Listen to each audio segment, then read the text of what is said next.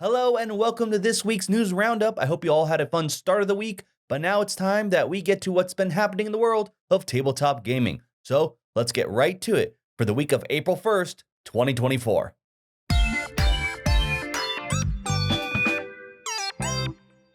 Last week, I talked about some trouble in Magic the Gathering, specifically for a card named Trouble in Pairs.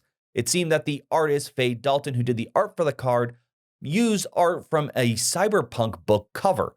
Now, at the time, it seemed to be just the background and the character. However, this week, it seems to be a lot more being revealed, which is causing even more trouble, not just for that card, but possibly other pieces of art that Faye Dalton has done.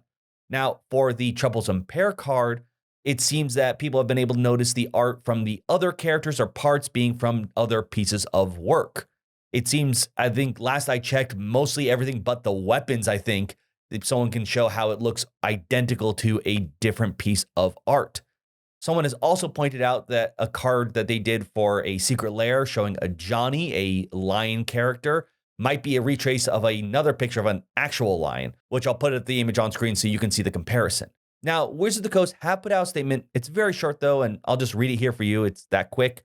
We've heard the questions on the integrity of the art of the card Trouble in Pairs from the Murders at Karlov Manor Commander set, and we have questions too. As we have looked into this further, we are now suspending future work with Faye Dalton.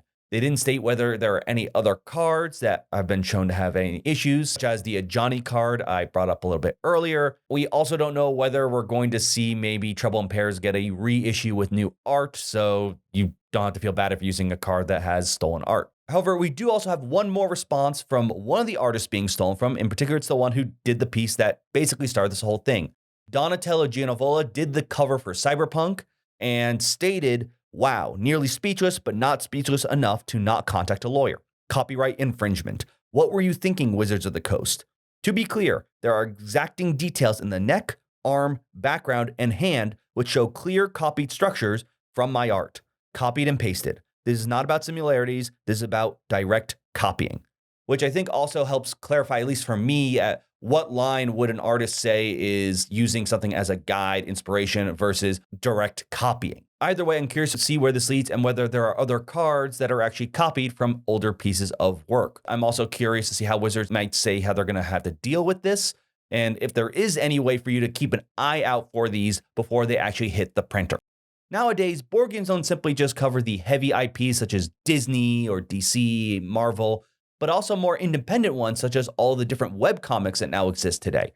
You've probably seen a ton of these games that are based on other cartoons or comics that are a bit more independent, and this story is about one that didn't turn out the way that probably the creator hoped. Alex Norris created the Oh No comic, a comic in which the punchline is at the end of each comic page, the characters go, "Oh no." Now, they made a deal with Golden Bell in 2016 for board games as well as plushies based on the Oh No comics. At the time, they agreed that Golden Bell would have 100% rights to the board game as well as the plushies.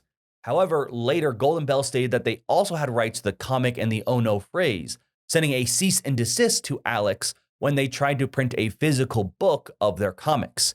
This, of course, led to legal action with Alex Norris suing Golden Bell in 2019.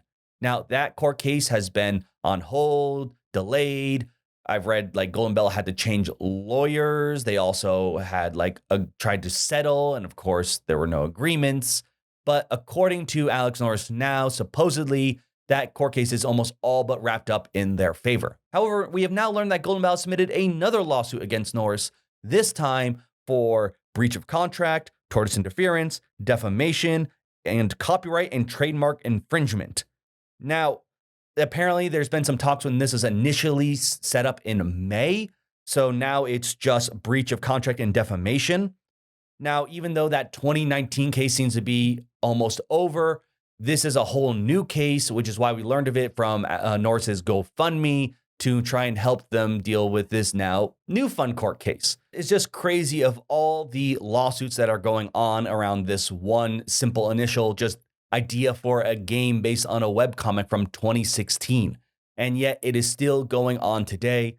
So I will report more when we actually learn rulings, maybe even when the first one actually officially closes, as well as where this will end up for both Alex Norris as well as Golden Bell. Now for another Embracer story. I've talked about the Embracer Group multiple times on News Roundup, often showing that I'm a bit worried of whether Asmodee is truly in the clear or not. Now, it seems that, at least with this story, I can say yes.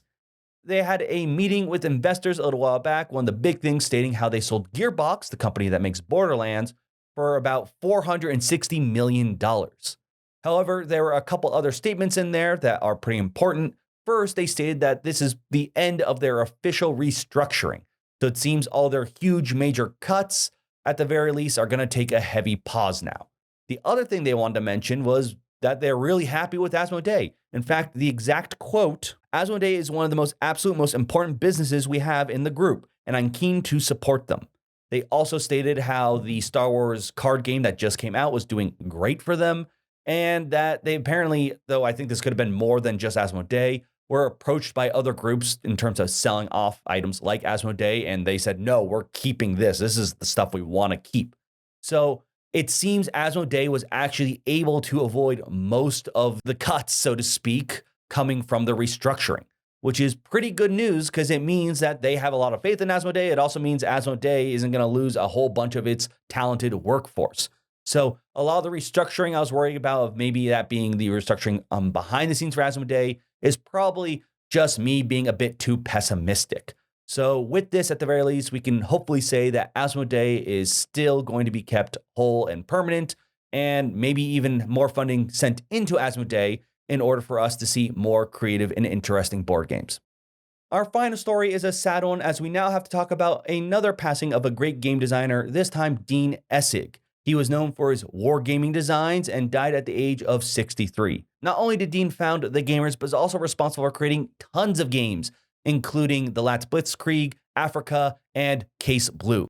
Odds are, if you're the kind of person who likes games about military battles, especially older realistic ones, you've probably come across one of his games. And if not, maybe now's the time to try one out.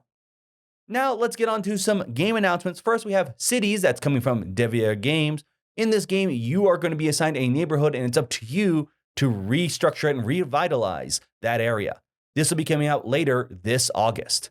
Then we've got an interesting addition to the Avatar RPG. It is the Uncle Iroh's Adventure Guide. This is actually slated for at the end of this year in the fourth quarter. And not only, of course, is it going to have Iroh, which is great, but apparently it's going to allow GMs to tell multi-generational stories. So that sounds really interesting. Then we have SETI from CGE. This game is all about trying to explore life outside of our own planet, and you'll have to reposition Earth using the satellites on there and try to find more information about what is outside our solar system. This is planned to also be released near the end of the year in the fourth quarter. Then CMON has a big announcement with a new addition to the Unite series. It's not a Marvel expansion, but rather their competitors. DC Heroes United is currently previewing on GameFound, with the actual project releasing in July. So if you like the United series, but maybe your favorite hero is DC related, this might be your chance to add them to the game. Finally, we have an interesting one for Star Wars fans. Star Wars Shatterpoint, the newest miniature game from Atomic Press, is adding Clone Force 99, aka the Bad Batch. So if you want to add them to your game, you can pick them up later this April. But that is all the news we have for this week. Let me know your thoughts in the comments. Do you play any of Dean Essig's games? Or are you happy with the announcements from Embracer? Or maybe you don't feel like you can trust them just yet. Let me know everything you have to say in the comments down below. But for now, I'm Will, and this is the News Roundup. See you next week.